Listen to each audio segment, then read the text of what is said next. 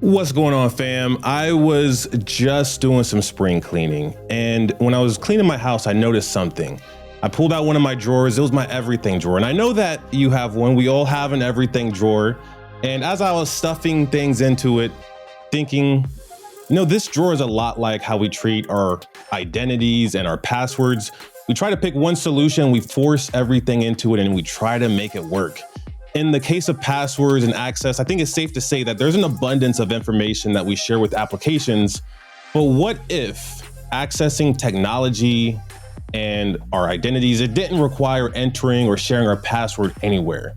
Luckily, we're a lot closer than you may realize, and the future, I think, is looking really bright. Welcome to Hacker Valley. Run the intro. Who says tech can't be human?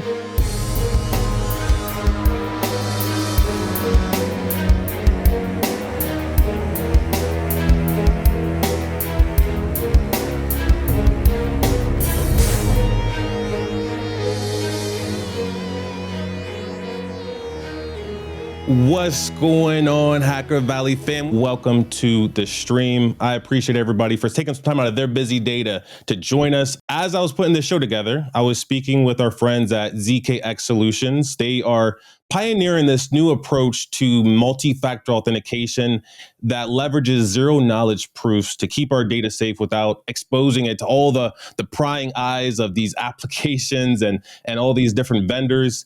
And the co-founder said something very striking to me, and I'll bring it up and I'll share it. The more things change, the more things stay the same.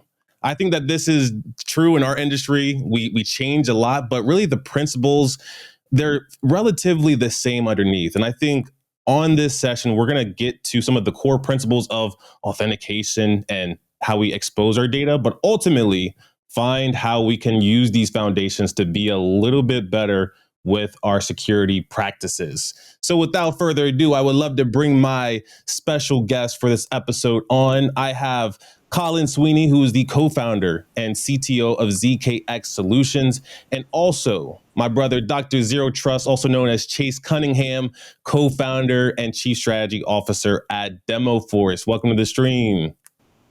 Hey, thanks for having me. Thank you very much. So Collin, we got to start with you. Let's go through a little bit of your origin story, but in the perspective of authentication and now what you're doing with zero knowledge proofs. How did that start, and how did you get into that space? So our company currently is a spin-off or a venture that's backed by our parent company, Redcom Laboratories. They deal primarily with voice, video, communications for critical or mission-critical environments like the tactical military, emergency response, etc. I was on the R&D team at that time, tasked with taking a look at how we could maybe add a layer of security to accessing those communication-based resources. One of the ideas that my mentor and I we researched was maybe we can find a way to get many phones or many voice endpoints participating in one conference where the participants of the conference can't necessarily know who's on the other end, but we're still doing this verification of, yes, I have the right phone numbers that I've listed, let's say, on some kind of manifest participating in this space. We developed a proof of concept with an academic institution that's close to our headquarters. And when we started piecing things together, we started to look at it in generalities. And in the general case, away from that very kind of specific niche application of safeguarding that information, but still having a way to verifiably prove that the information was correct, and we started to see a lot wider of a spectrum of application than just this one particular focus. And that's essentially how we grew the technology to be more generalizable to other areas of the network. And then we spun out as our own company to eventually, hopefully, service more and more of the cybersecurity industry because it is such a novel and I would say radical approach to how we're handling identity, authentication, access management, which I'm excited to talk with you about today. Oh yeah, we're going to get into all of it. But first, I wanted to give Chase a quick opportunity to share how in the world he got into this space. Chase, I know that you've done a lot of work with Zero Trust in the past, but give us a quick overview on how you got into the Zero Trust space in the first place. Yeah, so I tell people all the time, like, it has nothing to do with being a reasonably intelligent individual. I've just been lucky enough that other folks saw maybe some promise and gave me an opportunity. So John Kindervag was kind enough to give me a shot at Forrester, and then I took a lot of his research and kind of applied some of the academic, ultra nerdy red teamer guy side of things to it, and we grew from there. And then I just believe that it works as a strategy, and if we continue to push that going forward, and now we see it internationally. I just got done doing stuff in Taiwan. I've been in Colombia. I'm going to Switzerland soon. So, I mean, it's global in nature. Yeah. When we were originally speaking about the topic of how can we, make this relatable, you brought up something to me that I didn't know what was happening and how it worked. I walked into the Delta line a few months ago, and I was walking up, about to hand them my ticket or scan my phone, and they said, "No, don't do that. You could just come up to the screen." I don't know if it took a picture of me, but it had my Oh, it did. It did. and went into the airplane. And you were saying that's zero trust at its finest. Yeah, well, it's zero trust plus what we're talking about, zero proof, zero knowledge, and the use of distributed ledgers on the back end to really make this where the evolution of authentication is going to go. And what you're seeing there is where we're all going to be in the next, say, 5 to 7 years of you're going to be tied into these pieces of infrastructure with your digital identity that's going to be your kind of authentication into that realm. And you're not going to have to pull out all this ridiculous cards and stuff anymore to do what you got to do. You have so much telemetry and so much information now that I can verify and validate, especially with like video and photos, that you are who you say you are and you're doing what you're doing. And then how do we write that and keep it secure is the other side. But from the context of zero trust, like if you're looking for a zero trust everyday example, go get on a plane. That's a zero trust experience. I loved the fact that they could do that. It was kind of scary because I was like, maybe they are pulling information that I didn't consent to. But then I thought back, all of those user agreements I've just blindly said yes to. It probably comes from that. Yeah, the ones that no one reads and just goes, yeah, sure, click. So, Collin, what about you? Like, that was one of my oh crap moments. Like the world is changing, but you probably had a bigger one because you started a company around this idea of zero knowledge proofs that are going to help with multi-factor authentication. What was that oh crap moment for you? Why did you stop everything you were doing and decide to focus 100% on this? Yeah, I would say there were many right along the way. When you start with something that's just a kernel of an idea that eventually grows into a fully mature product set, that is we're going to market and launching that now. There's a lot of those kind of revelatory moments along that pathway. But I would say the really big one for me personally, and just was one of the people that's kind of leading the charge of trying to bring this technology to market, was the SolarWinds attack and the aftermath of that.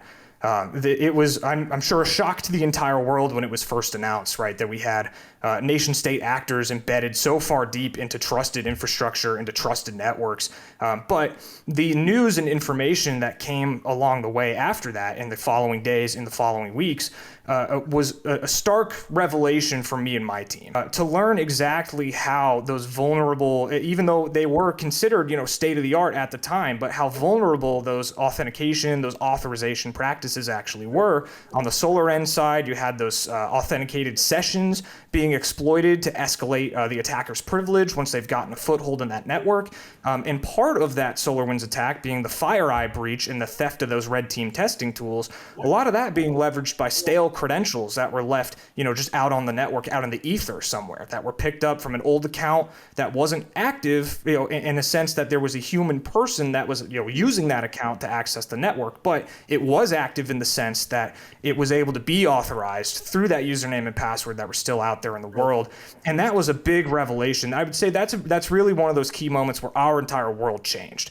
Because if those specific vectors enabled such a wide-scale attack that caught everyone off guard and was so shocking to learn, what are those smaller cases out there that don't make the headlines? I'm sure they're exponential. I'm sure they're out there as well. I'm sure that the technology that I won't say allowed that to happen, right, but created the topography in the network that enabled those attackers to make those stances is out there everywhere. There's holes in just about every network that are driven by the identity and access management piece that we had a solution to solve. One of the things that I put in a book a long time ago, my mentor, Marcus Carey, wrote an amazing set of books called Tribe of Hackers. And it was one of the questions was if you could only give one piece of advice to keep companies and teams more secure, what would it be? And I said to employ multi-factor authentication. I personally believe that could stop a great deal of attacks. Maybe I'm right, maybe I'm wrong. But, a lot of organizations have multi-factor authentication, but attacks still happen. Why do you both believe that is? We can start with you, Collin. One of the most key reasons, I think, is because authentication lives in this almost overlap space in the cyber world, where it lives very deeply entrenched into the technical side of things, but it's also very close to the surface on the non-technical end of things, right?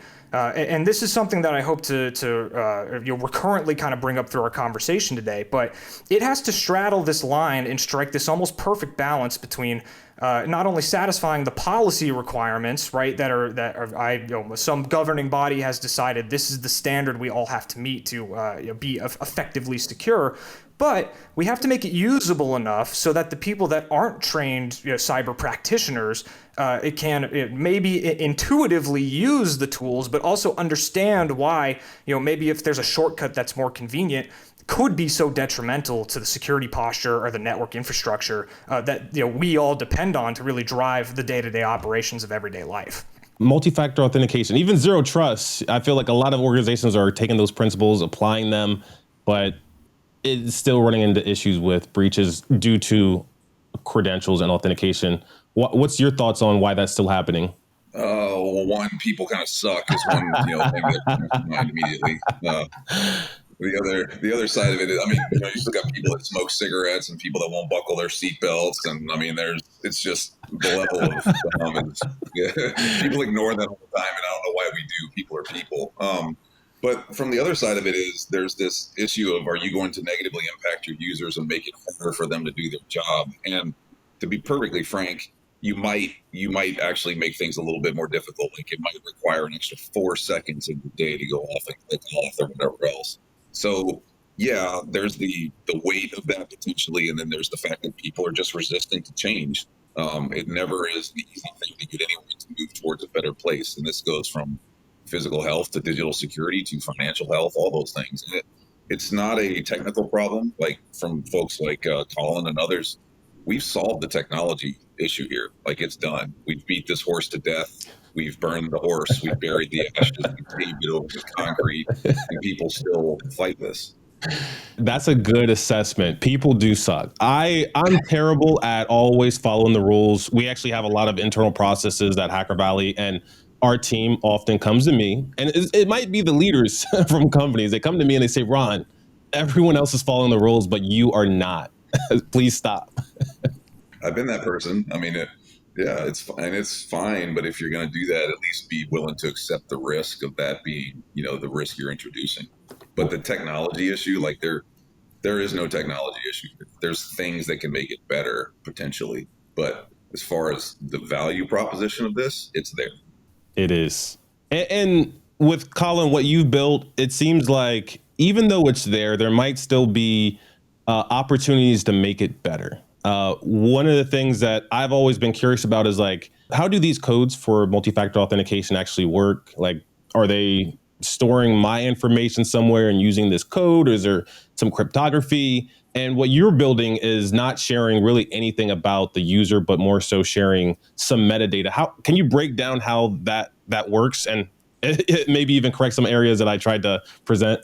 Sure. Yeah, and I think that maybe we're starting to sail into the deep waters of how is it that zero knowledge proofs work, right? And without boring the entire audience to death with a deep, bits and bytes level explanation, I like to use just a simple analogy. Let's say, for example, I hand you, Ron, a quarter, and I'm going to make a claim about the quarter that every time you flip it, I will be able to tell you if that quarter is going to land heads up or tails up. And you say, yeah, okay, maybe, but let's give it a try. So the one way in which you can test that is to actually flip the quarter. I'll call it in the air, let's say heads.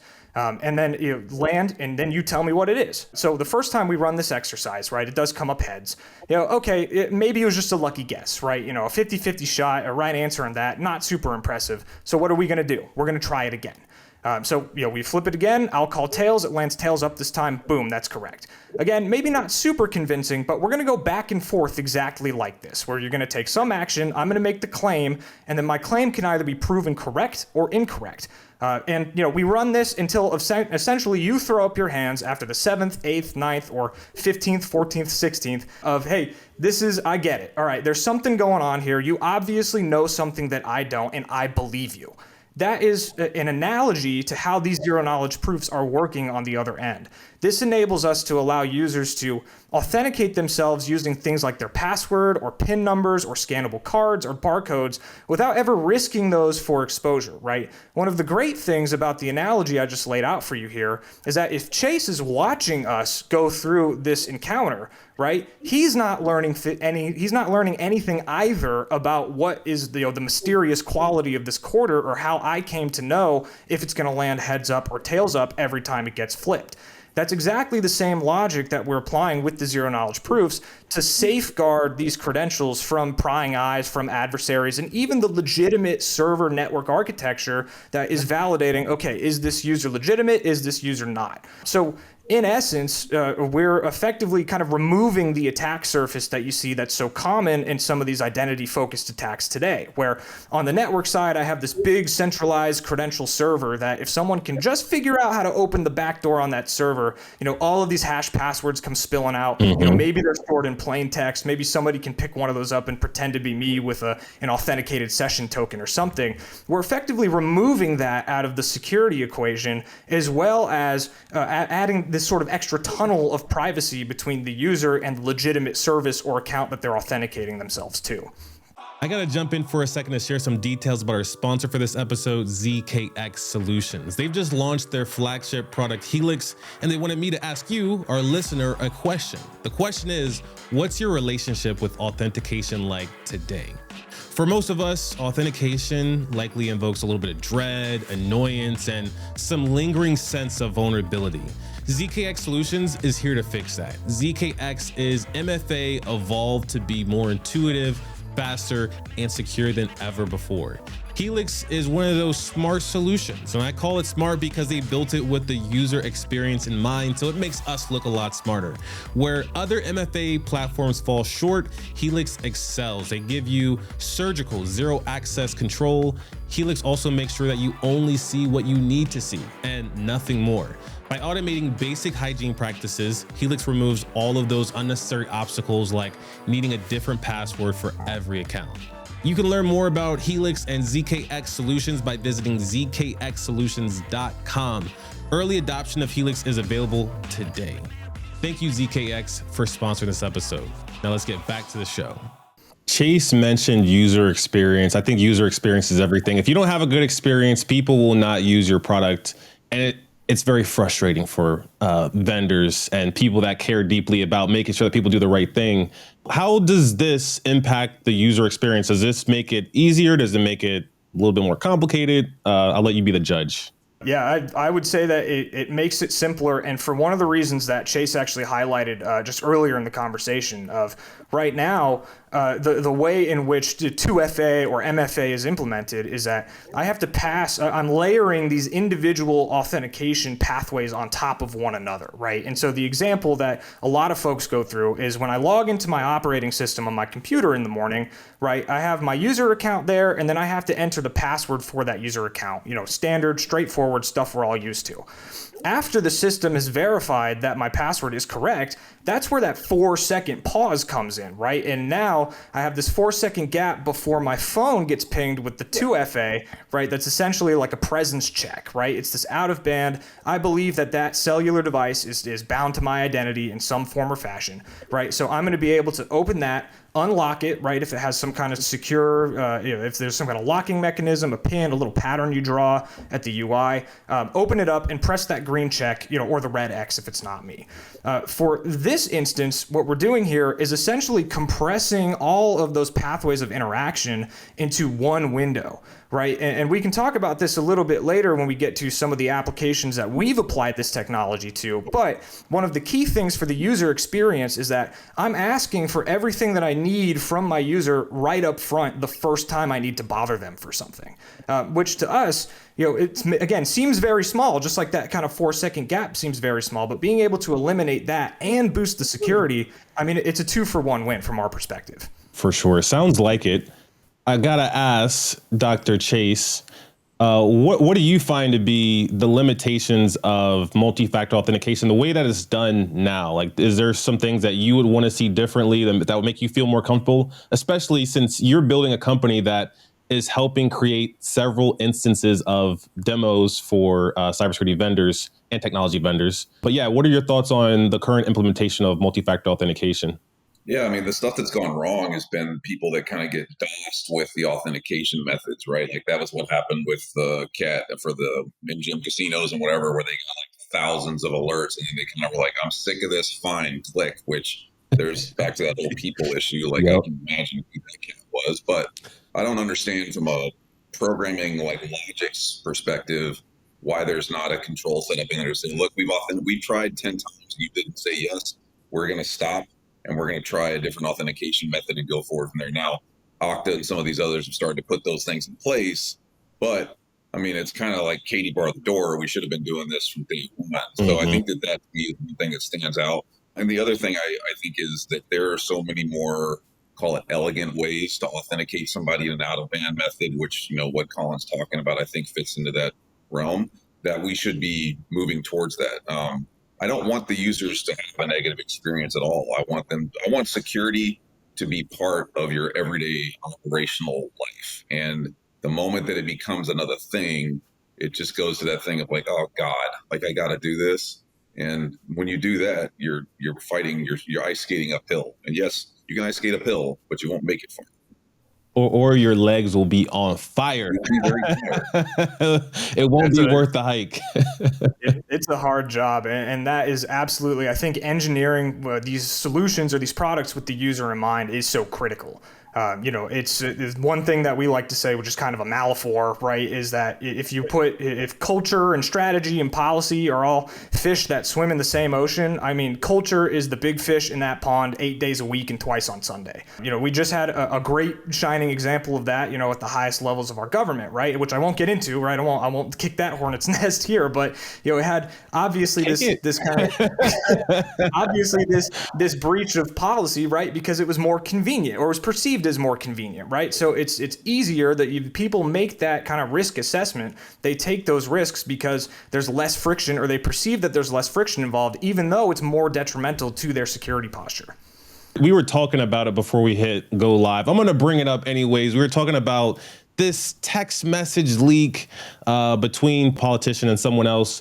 I don't have all the details, but I did read briefly the story, and it sounds like it's exactly that experience where interacting over a secure line was so inconvenient that they decided to take things over text message. I see that all the time, especially when it comes to authentication. I just enabled authentication MFA wide throughout all of our apps. And some people got locked out of some apps because they didn't necessarily respond right away. And then what was even more confusing was I required them to use a security key. So they could still set up MFA on their mobile, but they had to at least use a security key, whether it be their fingerprint, a different biometric password manager. And that was the confusing part. Doing the phone thing, I think is very, everyone knows how to do it now, but doing the part where you're using your fingerprint or using another solution like Okta or Duo, things start to unravel a little bit. How would you all, I guess, approach making that part more simple using even a security key?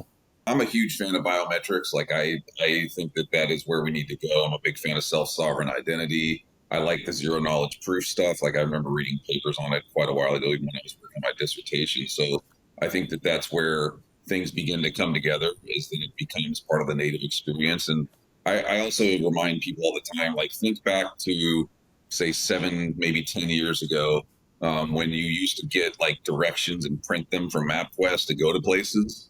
And yeah, it was a good way to get stuff off the internet and figure out where the hell you were going. And then you had to carry that piece of paper with you, usually fold it up, and then you're driving down the road, like trying to look at that while you're trying not to kill everybody. And you got to your place. It worked, and it was kind of kludgy, and it was internet information, and it was beneficial because we didn't have to really know much. We just had to type in an address and get it. Now, as we've evolved, it's gotten to where I get in the car, I AirPlay my phone to the truck, Mm-hmm. and I say, Siri, take me to blah, blah. And she does it. And then I just follow the directions and I get there. And it's safer and it's faster and it's more economical because I save fuel. So, like, I think we're seeing that evolution coming, and it's going to get to the point where this will be so inherent to the user experience that you're going to ask people, like, wait, you mean you're not doing it? We're going to get there, and that's a good thing. For sure. I definitely agree with that sentiment. And just to not sound like a broken record, 25 minutes into the conversation, it's all about that engineering from the user's perspective, right? One of the things that's very difficult, especially as a security practitioner, one of the harsh realities of, why aren't we just using the better authentication methods? There's clearly better things out there than, simple plain old password authentication. One of the difficulties is that people like passwords.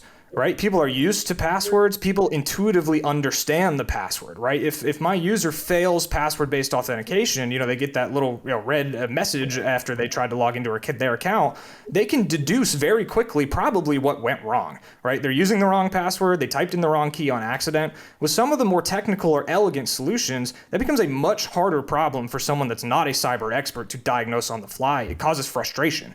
Some of these are unintuitive. Maybe people can't connect the dots on why something is secure.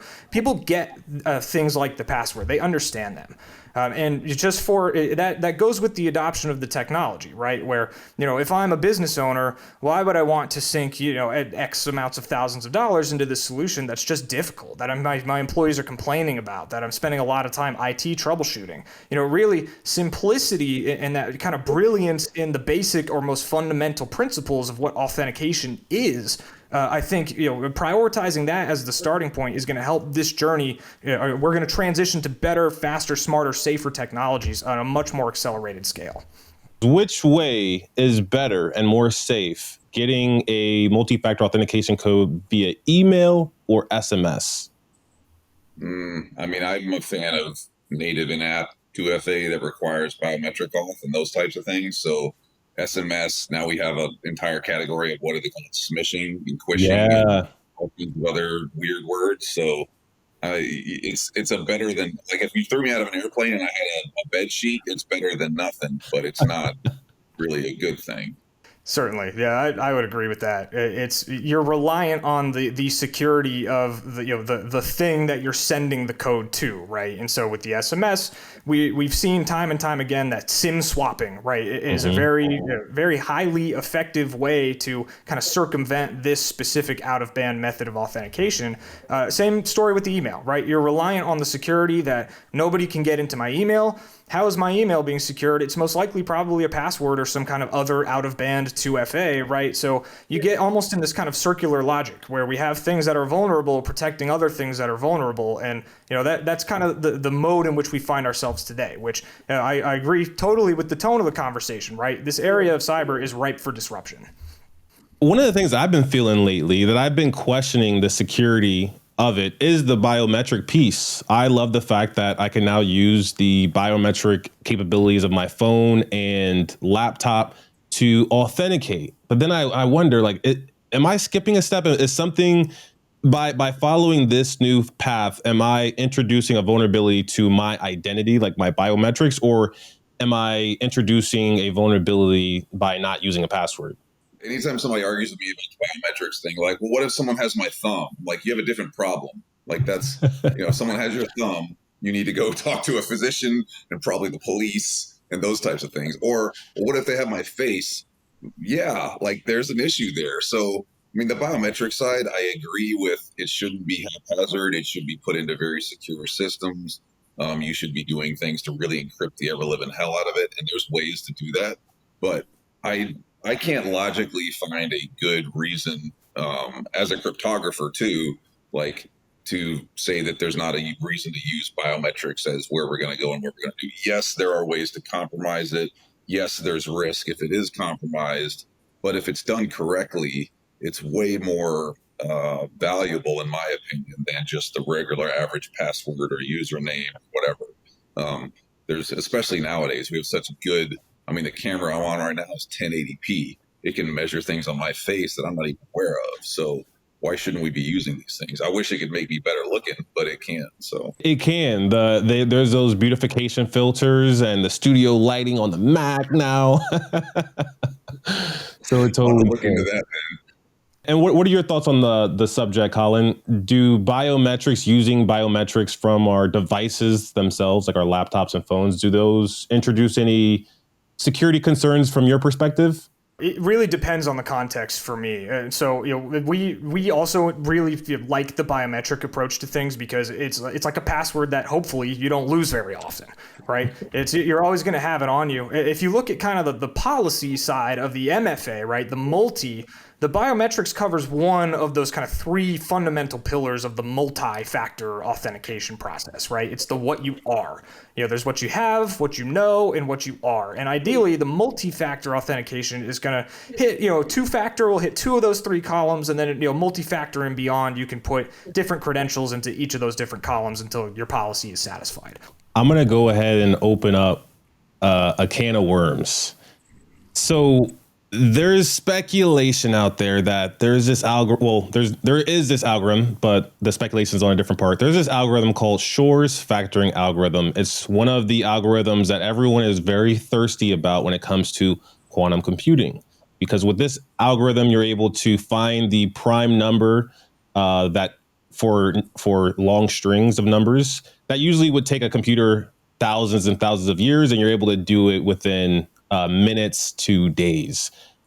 When it comes to quantum and the concern of encryption being able to be decrypted, is that something that we should actually be concerned about, especially in the context of this multi-factor authentication? Is quantum computing a concern, or are our keys long enough to where that's not really a concern today? So here's one thing most people don't know about quantum. We've actually pretty much figured out how to do the quantum computing for the purpose of quantum computing. Like, we can run those simulations and we can make the machines do what they need to do for quantum. The issue that we actually have is the cooling. And this is from folks at MIT and some other places.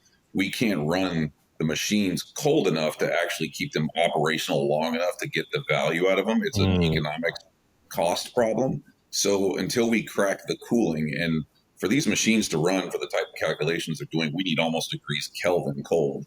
For that to happen, we're still quite a ways away from it. So anytime somebody starts talking about quantum, like, is there a risk to it? Sure. Are we starting to see where it's applicable? Absolutely.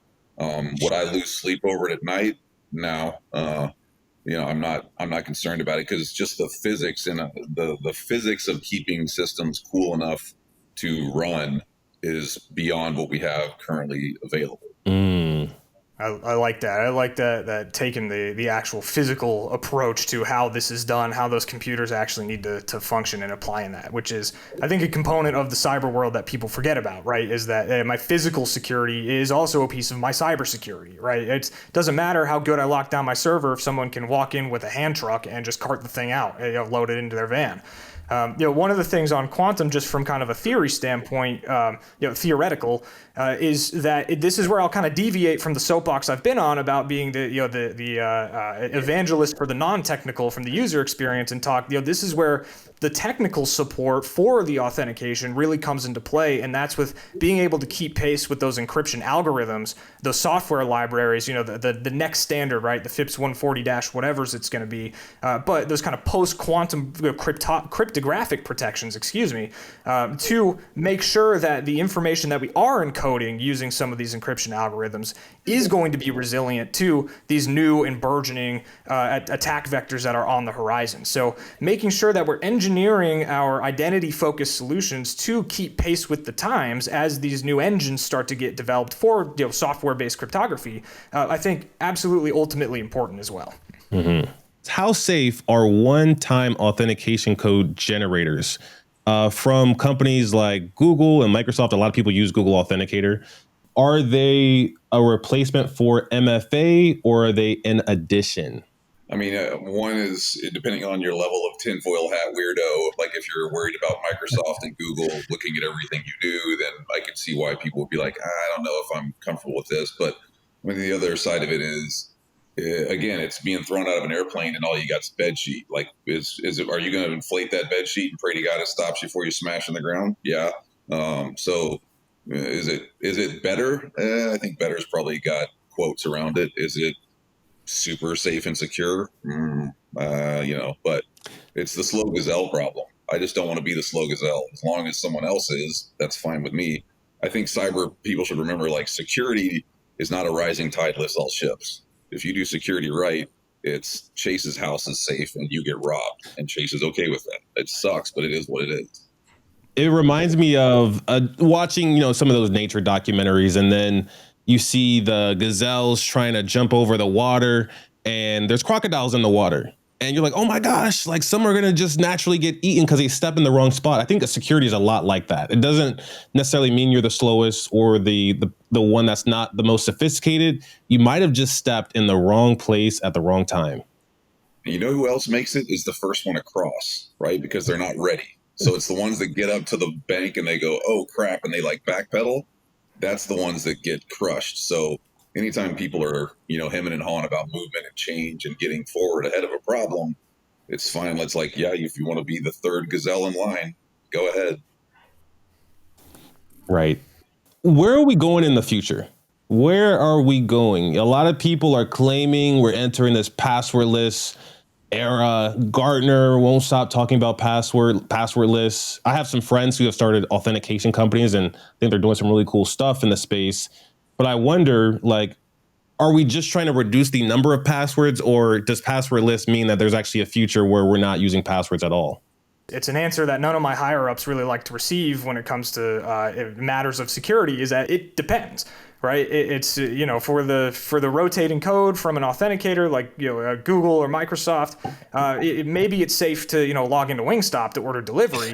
Probably not so safe for the nuclear codes, right? It's safe is a loaded relative word there, and I think that passwordless we can think about in very much the same way.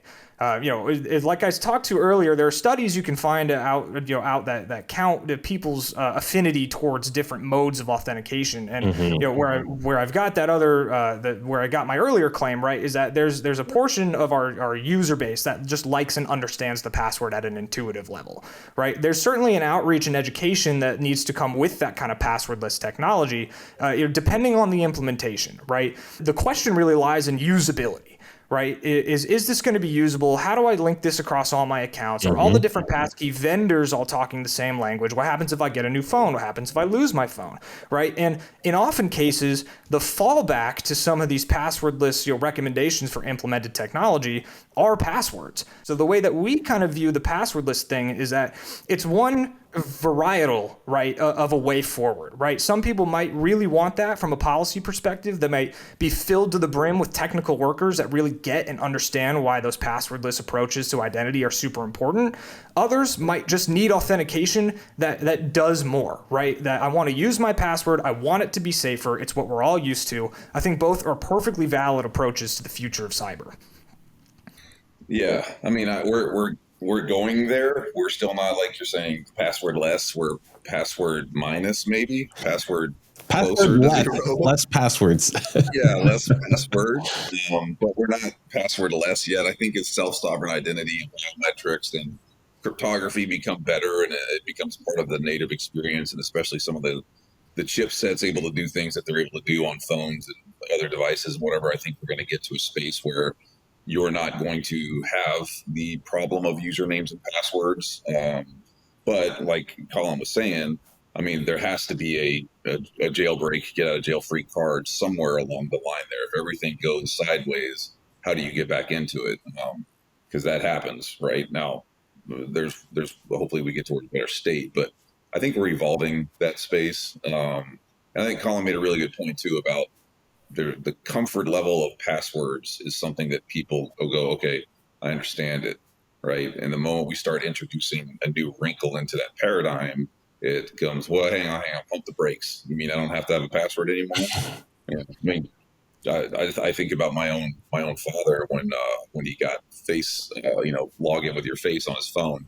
Like, I'm pretty sure I saw his brain explode. So,